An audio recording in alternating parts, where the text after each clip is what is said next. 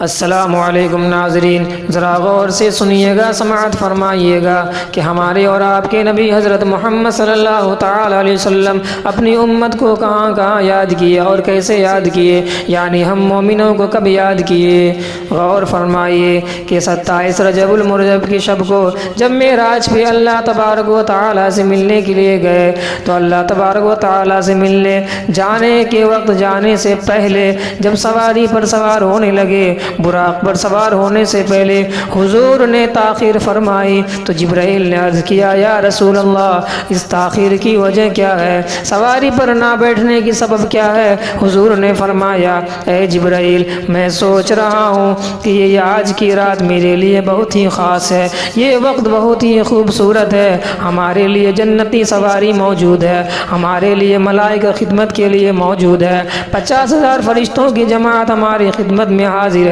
اے جبرائیل، میں سوچ رہا ہوں اس سواری پر میں تو بیٹھ رہا ہوں، لیکن میں سوچ رہا ہوں حشر کے میدان میں جب پل صراط ہوگا، پل صراط سے پار کرنا ہوگا میری امت کو، تو وہ کیسے پار کرے گی؟ کیونکہ وہ جو پل ہے وہ پل صراط ہے، بال سے بھی باریک ہوگا، تلوار سے بھی زیادہ تیز ہوگا، اس سے میری امت کو گزرنا پڑے گا، ہر حال میں گزرنا ہوگا۔ میں سوچ رہا ہوں میری امت کیسے گزرے گی۔ قربان جاؤ اپنے نبی پر،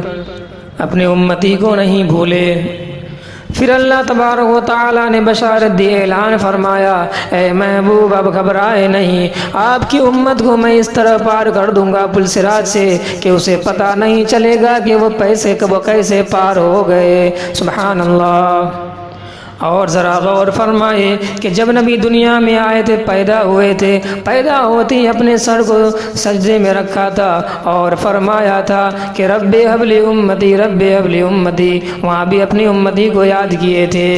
اور آگے بڑھے، جب ہمارے اور آپ کے نبی حضرت محمد صلی اللہ تعالی علیہ وسلم کا دنیا سے جانے کا وقت ہوا، دنیا سے پردہ فرمانے کا وقت ہوا، وصال کا وقت ہوا، تو وصال سے پہلے ہمارے اور آپ کے نبی حضرت محمد صلی اللہ تعالی علیہ وسلم اپنی امت کو یاد کرنے لگے اور سوچنے لگے اور اسرائیل سے کہنے لگے، اے اسرائیل، تو جو میرا روح قبض کرنے کے لیے آیا ہے، روح جو قبض کر رہا ہے، جو سختی مجھے ہو رہی ہے، کیا میری امت کو بھی اسی طرح سختی ہوگی؟ اسرائیل نے فرمایا، یا رسول اللہ، سختی تو ہوتی ہے اور سختی ہوگی۔ ہمارے نبی نے فرمایا، کیا جملہ فرمایا، قربان جاؤ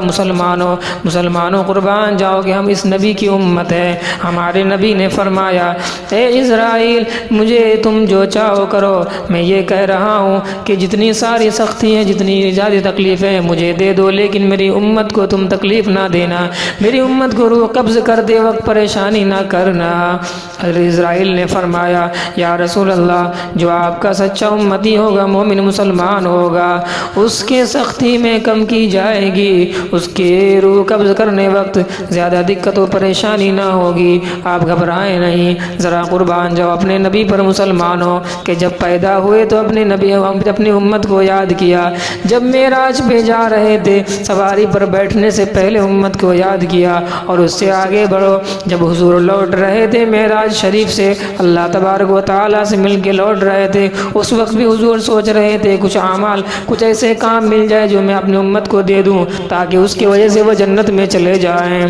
اسی لیے اللہ تعالیٰ نے معراج میں نماز جیسی تحفہ دیا، اللہ تعالیٰ نے ہمارے نبی کو، اور اس کے بعد ہمارے نبی جب دنیا سے پردہ فرمانے لگے اس وقت بھی اپنی امت کو یاد کرنے لگے، اور یاد کر کر سوچنے لگے تو اپنے اسرائیل سے کہنے لگے کہ ایسی بات ہے، تو اسرائیل نے کہا کہ یا رسول اللہ، آپ کی امت کو سختی کم کی جائے گی۔ سبحان اللہ۔ ہم لوگوں کو سننے سے زیادہ عمل کرنے کی توفیق عطا فرمائے، اپنے نبی کی سنت پر چلنے کی توفیق عطا فرمائے، اور نماز کی بھی پابندی کرنے کی توفیق عطا فرمائے۔ نماز ایسی تحفہ، نماز ایسی عبادت ہمیں معراج سے ملی، اس لیے اللہ تعالی ہم پر نماز فرض کیا، اور حضور نے بھی فرمایا، الصلاۃ معراج المؤمنین، نماز مومن کے لیے معراج ہے، اس لیے ہم اس کا خاص خیال رکھیں، اپنے گھر میں نماز کی پابندی کریں۔ وآخر دعوانا الحمد للہ رب العالمین۔